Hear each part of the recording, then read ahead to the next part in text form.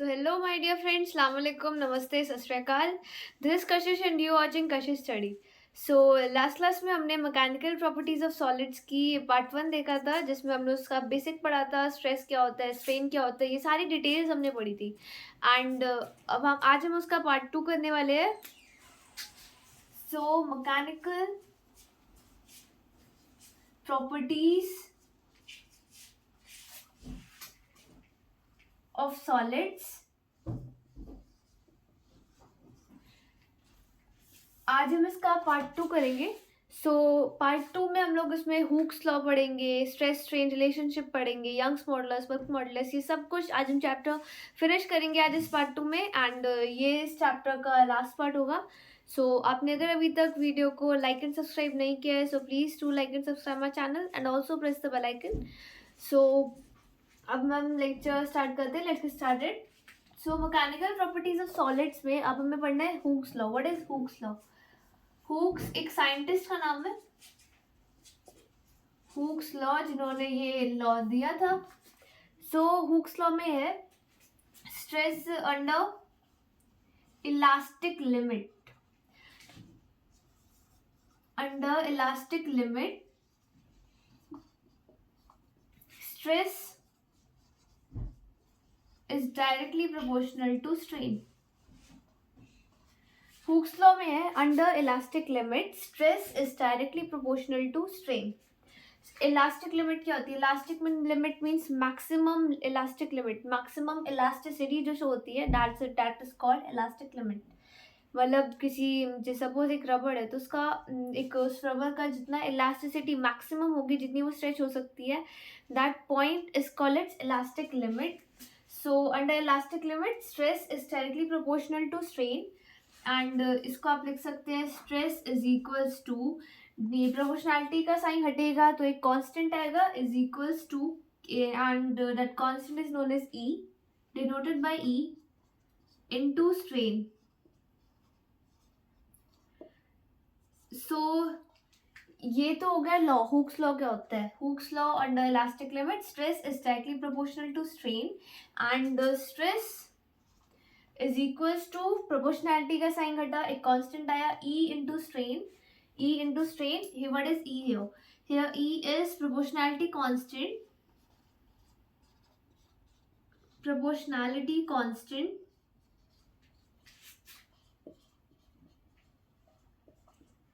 known as modulus of rigidity. Known as modulus of rigidity.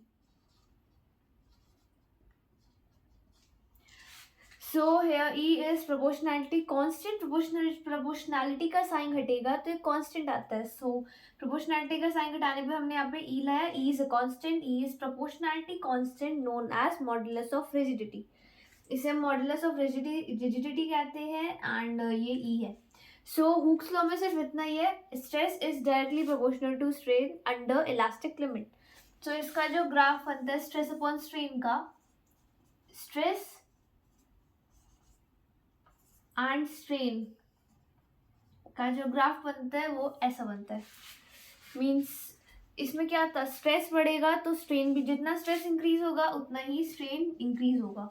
तो जैसे जैसे यहाँ पे स्ट्रेस इंक्रीज हो रहा है इस पॉइंट पर, उतना ही यहाँ पे स्ट्रेन इंक्रीज हो रहा है. सपोज ये वन है तो ये भी वन है. अगर आप यहाँ पे आ जाओ बी पॉइंट पर, सो बी पॉइंट पे क्या है, अगर स्ट्रेस इतना इंक्रीज हो रहा है 3 पर तो स्ट्रेन भी यहाँ पे 3 हो रहा है. मतलब यहाँ पे 2 यूनिट्स का डिस्टेंस है और यहाँ पे भी 2 यूनिट्स का डिस्टेंस है. सो जितना जितना स्ट्रेस इंक्रीज होगा उतना ही स्ट्रेन इंक्रीज होगा, स्ट्रेस इंक्रीज होगा, स्ट्रेन इंक्रीज होगा.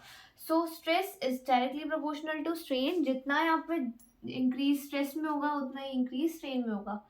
सो हुक्स लॉ में सिर्फ इतना ही है, under elastic limit stress is directly proportional to strain and stress is equals to E into strain. Proportionality का कांस्टेंट, प्रोपोर्शनैलिटी का साइन घटेगा एंड उसकी जगह प्रोपोर्शनैलिटी का साइन घटाने पर एक कांस्टेंट आता है. So here E is constant, proportionality constant known as modulus of rigidity.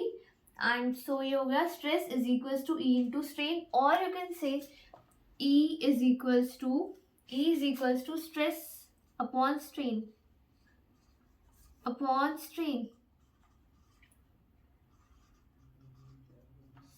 सो ये हो गया मॉडुलस ऑफ रिजिडिटी।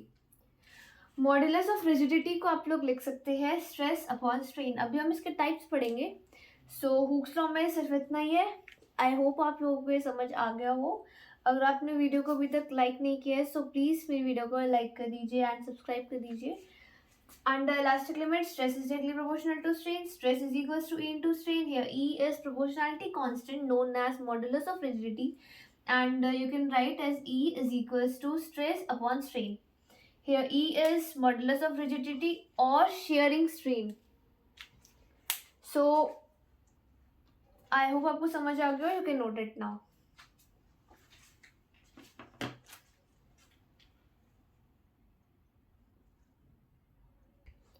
सो अब हम मॉडुलस ऑफ इलास्टिसिटी जो हमने अभी पढ़ा है, E modulus of elasticity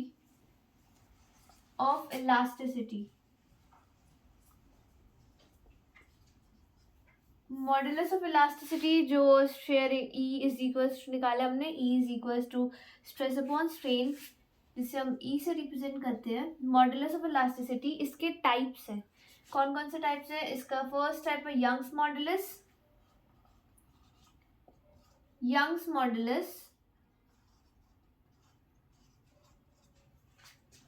modulus of elasticity, or you can just write Young's modulus. Second one is bulk modulus,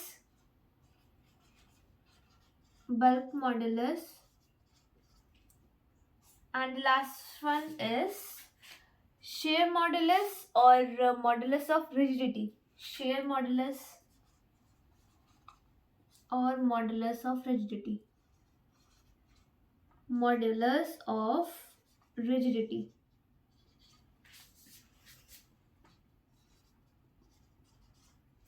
so young modulus में क्या होता है? यंग्स मॉडुलस में अगर आपकी कोई मतलब लेंथ में इंक्रीज होना और कितना इंक्रीज होना, जैसे हमने लास्ट वीडियो में भी पढ़ा था कि टेंसाइल स्ट्रेस क्या होता है। टेंसाइल स्ट्रेस जो होता है and longitudinal stress means tensile stress की उसकी जैसे ये मार्कर है, अगर मैं इसको स्ट्रेच करूँ ये होगा नहीं, बट सपोज इसको स्ट्रेच किया और ये स्ट्रेच हो गया। सो जितना स्ट्रेच होगा इसमें लेंथ में कितना इंक्रीज है, दिस कॉल्ड स्ट्रेन की इंक्रीज कितना है। एंड स्ट्रेस मीन स्ट्रेच यानी उसमें जो स्ट्रेच होते हैं that is called stress, and कितना स्ट्रेच हुआ है that is called strain. So Young's modulus में होता है longitudinal stress upon longitudinal strain,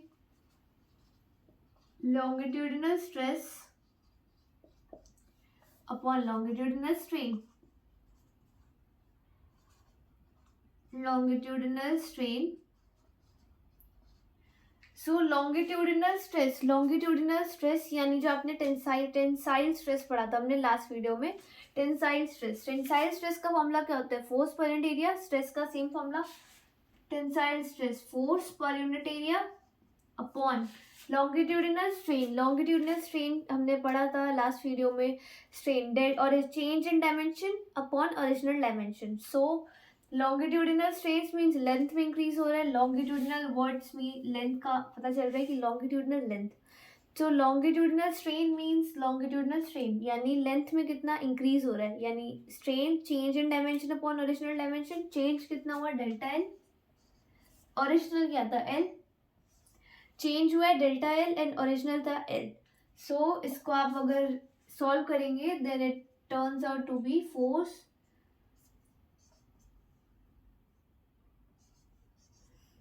this FL upon A delta L, FL upon A delta L। So ये हो जाएगा फोर्स पर unit area upon delta L by L. यानी इसको आप सॉल्व कैसे करेंगे? F by A into delta L by L is equals to F by L is equals to A delta L. So आप लोग इसे ऐसे सॉल्व करेंगे। So it ultimately turns out to be FL by A delta L. So you can write Young's modulus को हम लोग y से represent करते हैं, y से it is represented by y. Bulk modulus को हम लोग b से रिप्रेजेंट करते हैं एंड शेयर मॉडुलस और मॉडुलस ऑफ रिजिडिटी को हम लोग ईटा से रिप्रेजेंट करते हैं. ईटा ये इसकी प्रोनाउंसिएशन है ईटा. इसको हम लोग ईटा से रिप्रेजेंट करते हैं एंड ये उसका सिंबल है.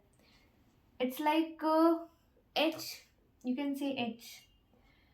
And Young's modulus, so Young's modulus को आप लोग लिख सकते हैं y is equals to F L upon A delta L. So ये यंग्स मॉडुलस का फॉर्मूला आ गया.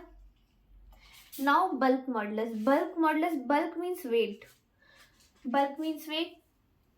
सो हमने स्ट्रेस अपॉन स्ट्रेन के टर्म्स में वेट, यानी वेट के टर्म्स में ऐसा कुछ हमने बस एक वॉल्यूम पढ़ा है जिसमें मतलब नंबर ऑफ मोल्स, वॉल्यूम, ये सब मतलब आई इंक्लूड हो.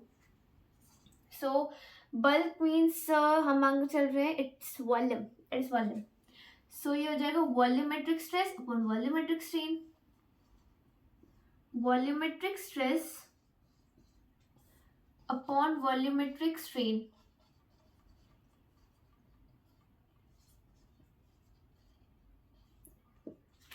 सो वॉल्यूमेट्रिक स्ट्रेस का सेम फॉर्मूला रहेगा फोर्स पर यूनिट एरिया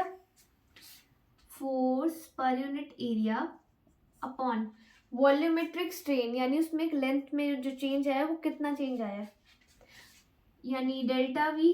अगर किसी का वॉल्यूम इंक्रीज या डिक्रीज हो तो उसमें डेल्टा वी का चेंज आएगा एंड ओरिजिनल लेंथ तो वी रहेगी अपॉन वी.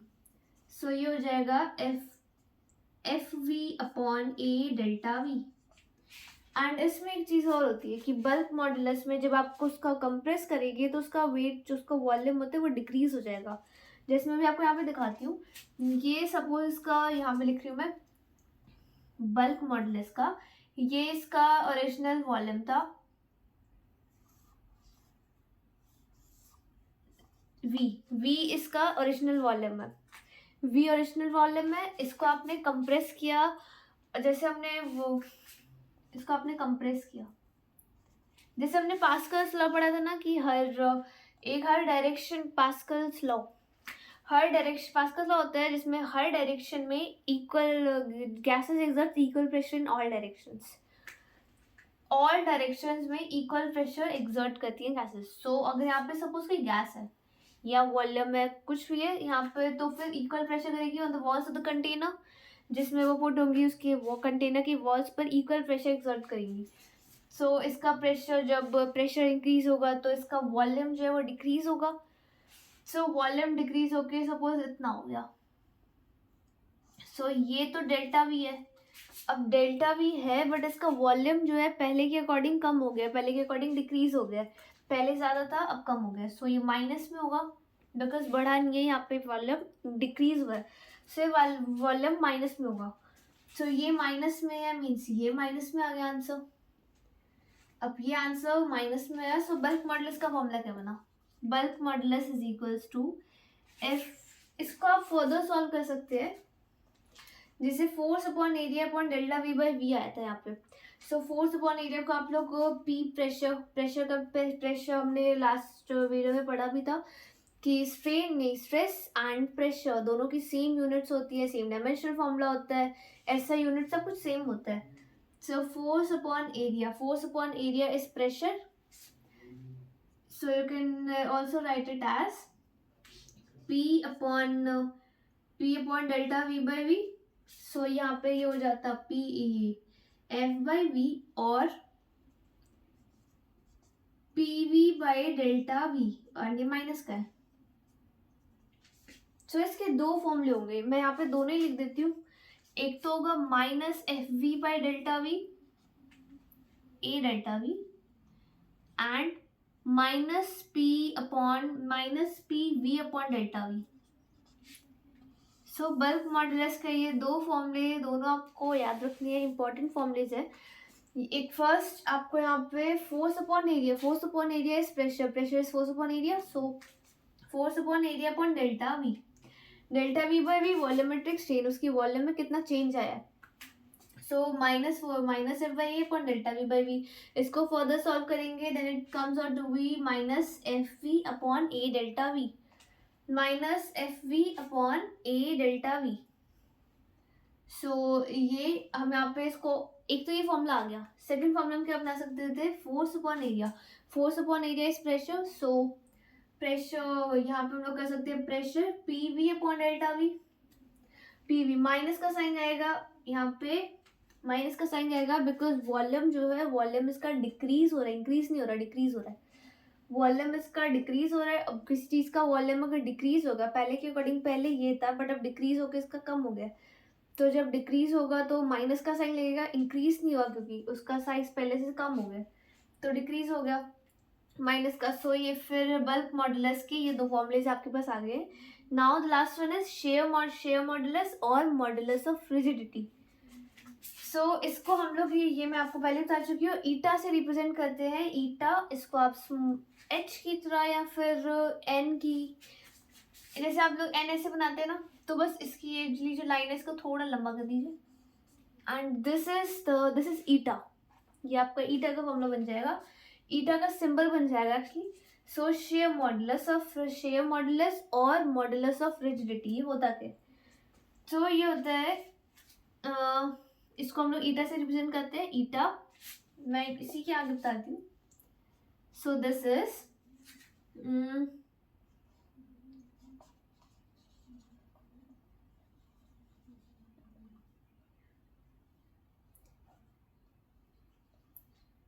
सो आपको ये तो समझ आ गया होगा कि इसको ईटा से रिप्रेजेंट करते हैं capital N.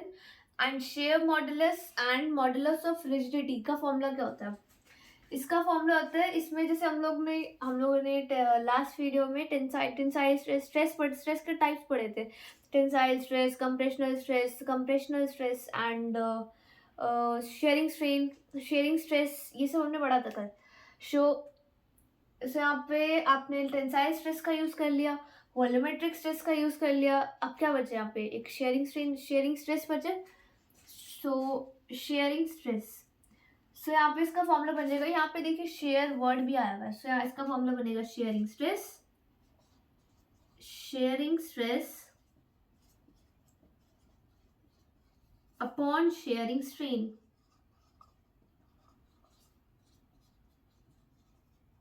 Sharing stress upon shearing strain. इसमें हमने कल भी पढ़ा था कि ये जैसे सपोज ये बॉक्स है, इसमें अपोजिट डायरेक्शन से equal and opposite force apply होगा तो इसकी डायरेक्शन चेंज हो जाएगी, ये थोड़ा टिल्टेड सा हो जाएगा, ये टिल्टेड सा हो जाएगा. सो ये जो अब इसकी लेंथ आई है, इसमें ये जो थीटा एंगल होगा ये है, इसको आपने डिस्प्लेस किया तो इसमें जो थीटा एंगल का डिस्प्लेसमेंट आएगा ये निकालते हैं हम लोग शेयरिंग स्ट्रेस से. एंड शेयरिंग स्ट्रेन थीटा का ही पता चलता है. शेयरिंग स्ट्रेस होता है फोर्स पर यूनिट एरिया. सो ये होता है फोर्स पर यूनिट एरिया यानी F by A and shearing strain तो थीटा अपॉन थीटा. सो इसकी वैल्यू भी आएगी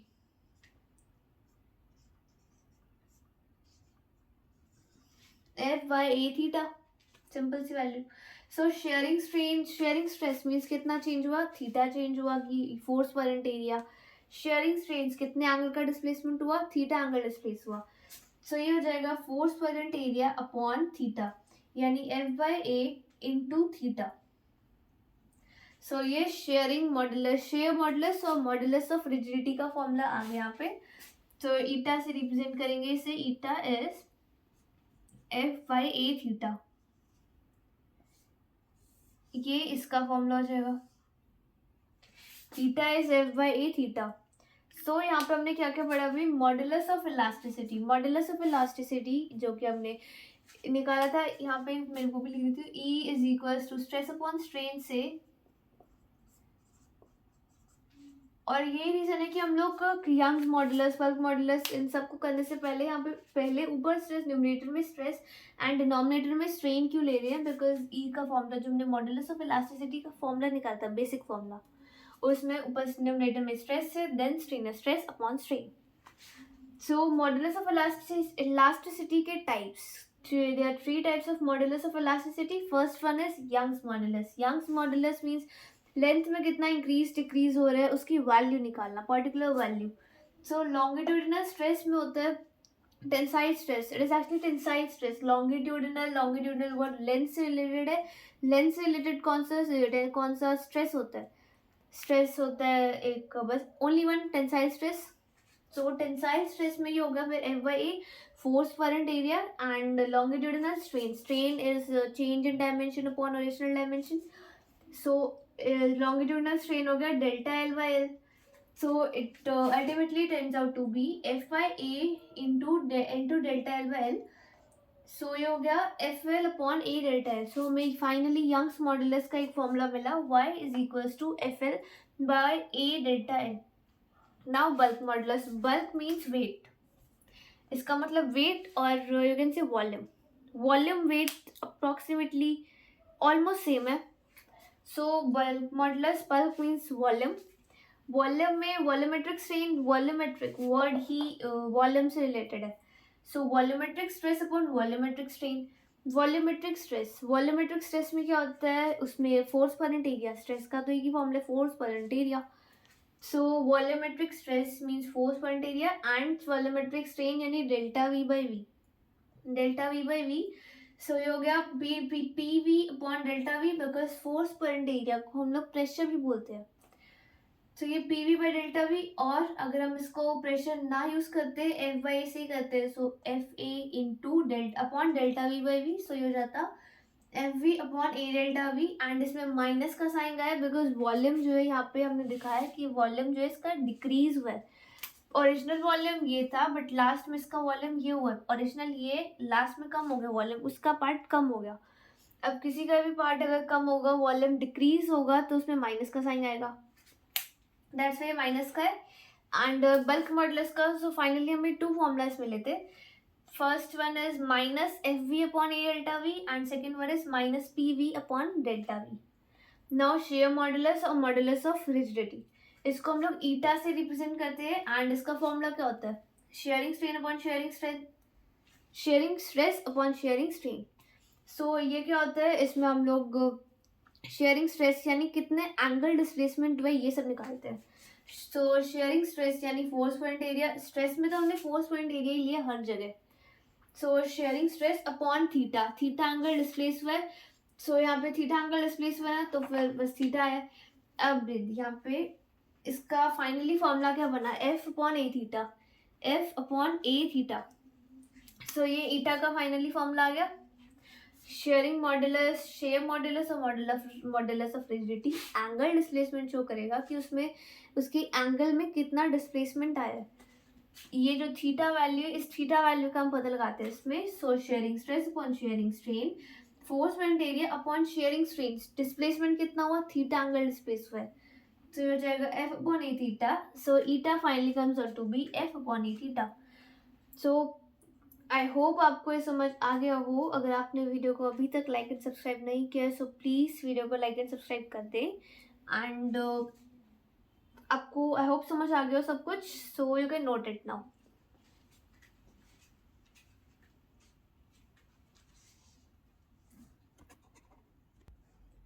सो अब हम इसमें स्ट्रेस स्ट्रेन रिलेशनशिप देखेंगे.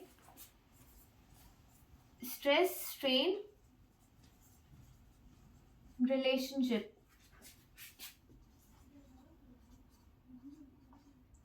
स्ट्रेस स्ट्रेन रिलेशनशिप, ये ग्राफ पेपर में आ सकता है आपके. सो स्टार मार्क कर लीजिए. Stress strain relationship, stress strain relationship का ग्राफ पेपर में आ सकता है. इंपॉर्टेंट ग्राफ है. इसमें क्या होता है? यहाँ पे स्ट्रेस, y एक्सिस पर स्ट्रेस एंड x एक्सिस पर स्ट्रेन, स्ट्रेस अपॉन स्ट्रेन. सो यहाँ पे क्या होता है? ये अब मैं ग्राफ ड्रॉ कर रही हूँ पहले.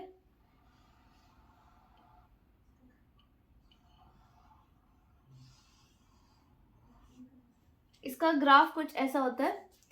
एंड ये पॉइंट ए है, this is B, C D and it is E. ये ई पॉइंट है। सो अब इनका मतलब क्या है इस ग्राफ का, स्ट्रेस स्ट्रेन रिलेशनशिप का ग्राफ ये। अब इसमें है क्या क्या, ये ए पॉइंट जो है यहाँ तक, अगर मैंने आपको हुक्स लॉ का ग्राफ दिखाया था, ऐसा स्ट्रेट लाइन होती है ये, ऐसा ग्राफ दिखाया था हुक्स लॉ का। हुक्स लॉ का ग्राफ ऐसा होता है, जैसे हम लोग यूनिफॉर्म मोशन का ग्राफ दिखाते हैं ना, वैसा ग्राफ होता है इसका स्ट्रेस और स्ट्रेन में हुक्स लॉ का।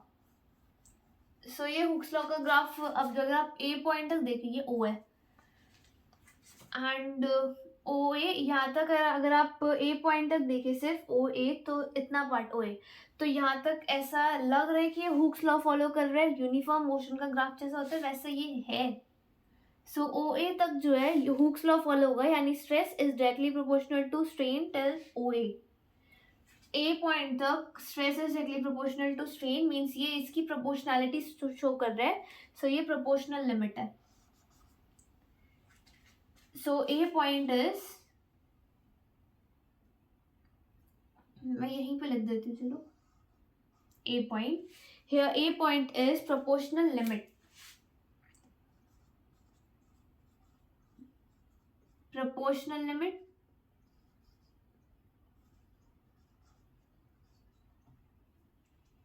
और यहाँ पे नहीं लिखती मैं, चलो सेंटर में लिख देती हूँ, यहाँ पे साइड में ए पॉइंट बी पॉइंट है क्या। ए पॉइंट क्या है यहाँ पे, ए पॉइंट मैंने अभी बताया जहाँ तक स्ट्रेस स्ट्रेन रिलेशनशिप, जहाँ तक हुक्स लॉ फॉलो होगा, that point till A, that is called proportional limit. Proportional limit means जहाँ तक हुक्स लॉ फॉलो होगा, यहाँ पे लिख भी देती हूँ मैं, Hooke's law follow, Hooke's law followed. A point तक हुक्स लॉ फॉलो होगा। Now B point is called as yield point, B is yield point.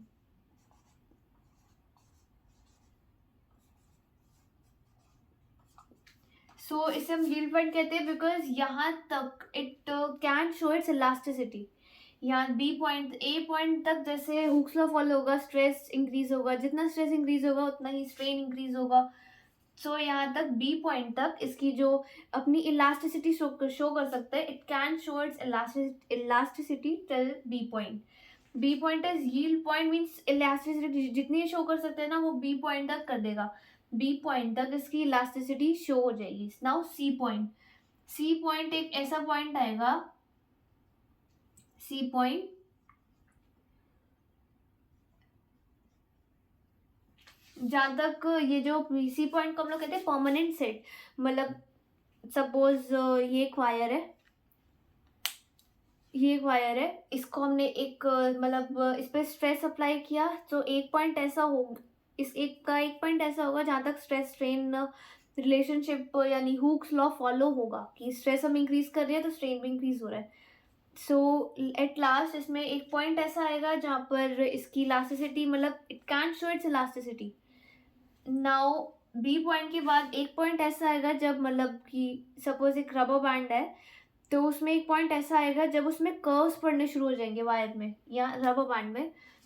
अगर ऐसा पहले आपका रबर बैंड ऐसा था, तो अब वो ऐसा हो जाएगा, मतलब उस वायर में या रबर बैंड में कर्व्स से पड़ने शुरू हो जाएंगे, जिससे उसकी परमानेंट सेट, अब वो अपनी ओरिजिनल पोजीशन जैसे वो स्टार्टिंग में था ओ पॉइंट पर, और कैन से ये पॉइंट पर, अब उस पॉइंट पर नहीं आ सकता, बिकॉज अब वायर में कर्व्स पड़ चुके हैं, उसका जो परमानेंट सेट है वो आ चुके हैं, अब वो इस साइज का ही रहेगा, पहले इस साइज का था बट अभी इस साइज का रहेगा। सो सी पॉइंट तक C is called permanent set and it is less than 1%. So यहाँ A point तक Hooke's law follow होगा, B point it can show its elasticity, and C point it can achieve a permanent set, एक permanent length अब achieve कर लेगा, जिसके बाद ये अपनी ओरिजिनल लेंथ अचीव नहीं कर सकता, it does not regain its original form.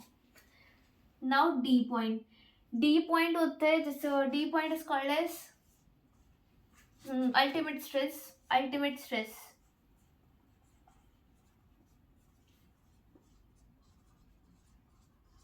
Ultimate stress means D point एक ऐसा पॉइंट जहाँ तक, जैसे बी पॉइंट था कि यहाँ तक अभी अपनी इलास्टिसिटी शो करना चाहे, जो जितनी इलास्टिसिटी शो कर सकता है उतनी वो करेगा. नाउ डी पॉइंट ऐसा पॉइंट आएगा कि अब इसने इलास्टिसिटी शो करी, then wire will break. D point पे वायर टूटी नहीं है, बस वायर टूटने वाली है. मीन्स डी पॉइंट पर वो इतना ज़्यादा स्ट्रेच हो चुका है कि वायर की अल्टीमेट स्ट्रेंथ, जो मैक्स अल्टीमेट स्ट्रेंथ या फिर इलास्टिसिटी लिमिट जो होती है, इलास्टिसिटी लिमिट को क्रॉस कर रहा है. डी पॉइंट पर वो अपनी elasticity limit crossed the elasticity limit.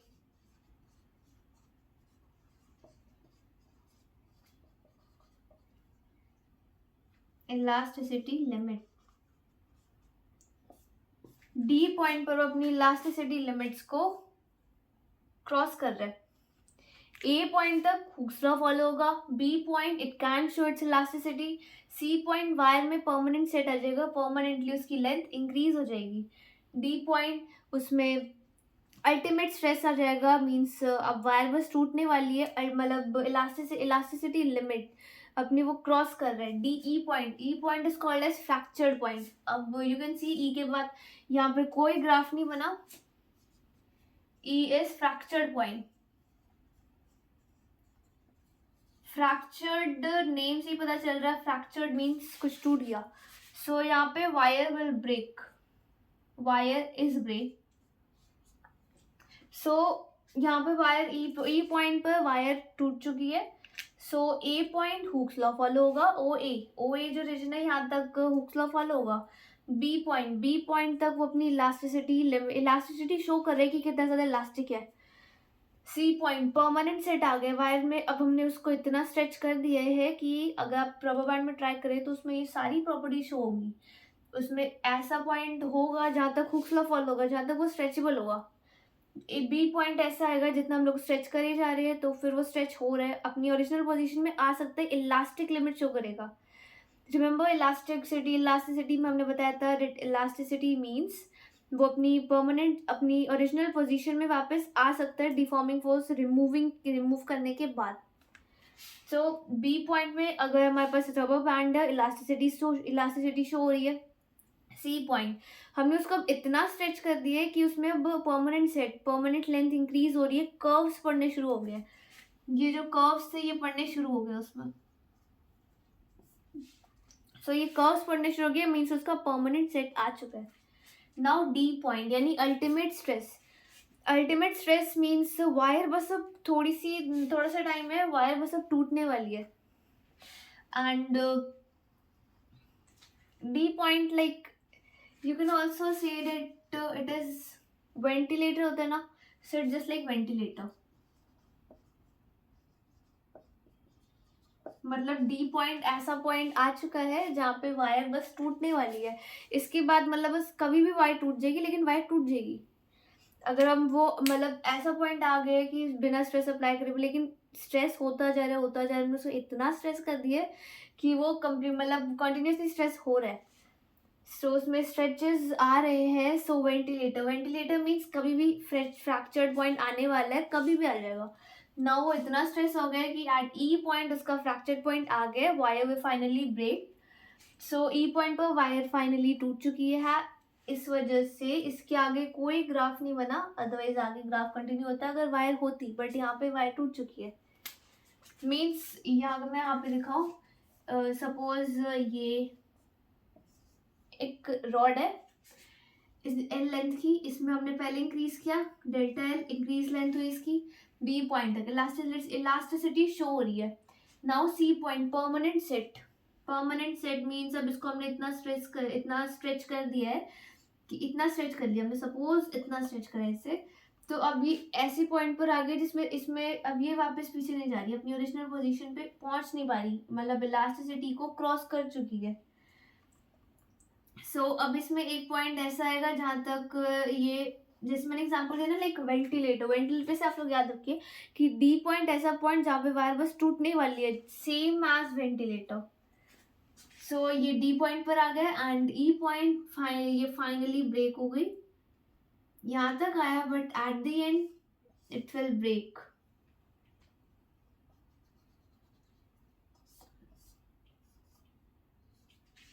ये ब्रेक हो गई। सो ये इसका ब्रेक तभी होगी कोई भी वायर जब उसका फ्रैक्चर्ड पॉइंट क्रॉस कर जाएंगे हम। ये फ्रैक्चर्ड पॉइंट था, इसको जैसे ही क्रॉस किया वायर विल ब्रेक। सो यहाँ पे आप एक चीज लिख सकते हैं कि ओ ए बी रीजन जो था इसका, ओ ए बी, यहाँ पे लिख रही हूँ मैं ओ ए बी तक इसका इलास्टिक रीजन शो हो रहा है, elastic region. And at B C D और C D E, B C D कर लो बिकॉज ई पॉइंट पे तो वायर टूट ही गई है। At B C D, from B C D plastic region show हो रहा है। बी सी डी बिकॉज अब इस पॉइंट पे वायर अपनी ओरिजिनल पोजिशन पे नहीं जा रही। ओ ए बी, यहाँ तक हुक्स लॉ फॉलो हुआ था, इलास्टिक लिमिट शो हो रही थी। सो अब आई होप आपको ये ग्राफ अच्छे से समझ आ गया हो। ये एक इम्पॉर्टेंट ग्राफ है इस चैप्टर का, इम्पॉर्टेंट टॉपिक है। So you can note it now.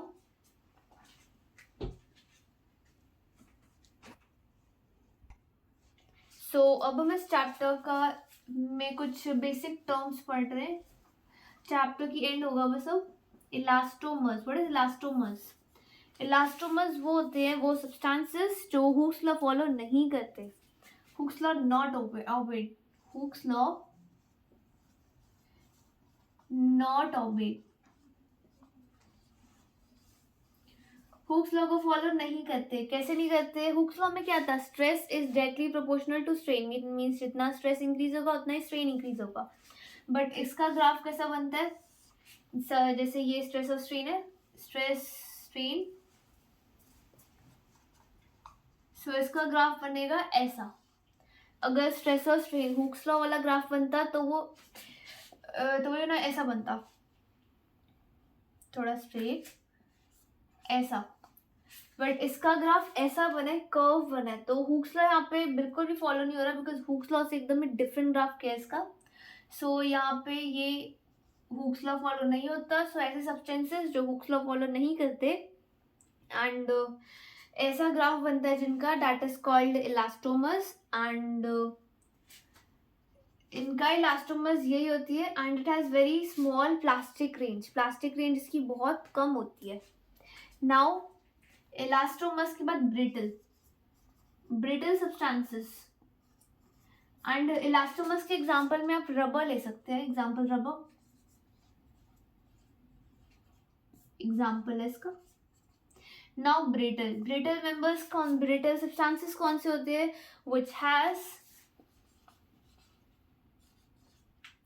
which has very small plastic range, very small plastic range beyond elastic limit, elastic limit, जिनकी इलास्टिक लिमिट के बाद बहुत ही थोड़ा सा प्लास्टिक रेंज होती है। जैसे मैंने ओ ए बी वाला रीजन बताया था elastic limit, and B C D वाला रीजन प्लास्टिक वाला। सो वैसे ही यहाँ पे इसका ग्राफ कैसा बनता है? ऐसा। जैसे इसमें क्या था, प्लास्टिक रेंज ज़्यादा, one second, which has very plastic range नहीं,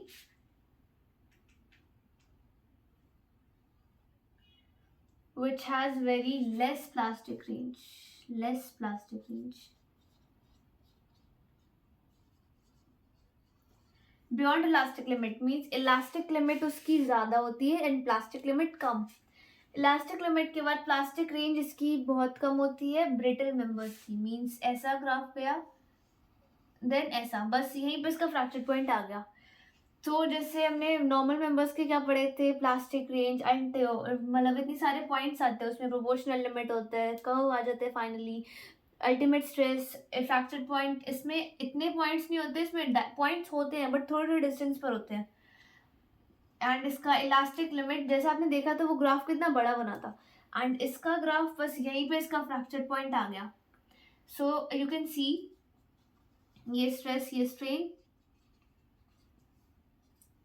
इसमें क्या, यहाँ तक इलास्टिक लिमिट चला, इलास्टिक लिमिट इतनी ज़्यादा है एंड प्लास्टिक लिमिट है ही नहीं, प्लास्टिक लिमिट सिर्फ इतनी सी है. So which has very less plastic range, इतनी सी प्लास्टिक रेंज है beyond elastic limit, means plastic elastic limit is more then,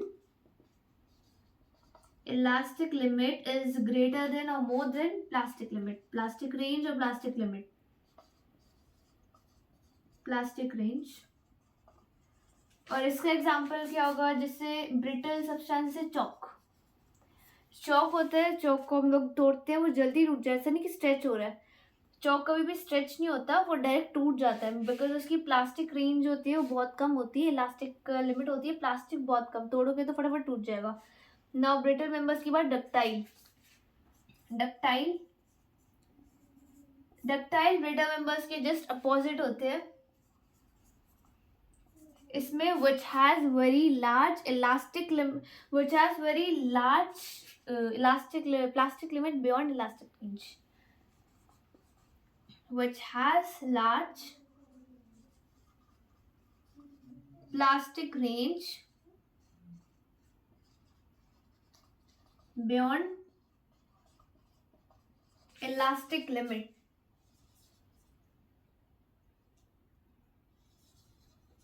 elastic limit. So इसका ग्राफ कैसे बनता है, जैसे मैंने कहा which is large plastic range, plastic limit इसकी ज्यादा होती है, plastic range greater than elastic limit.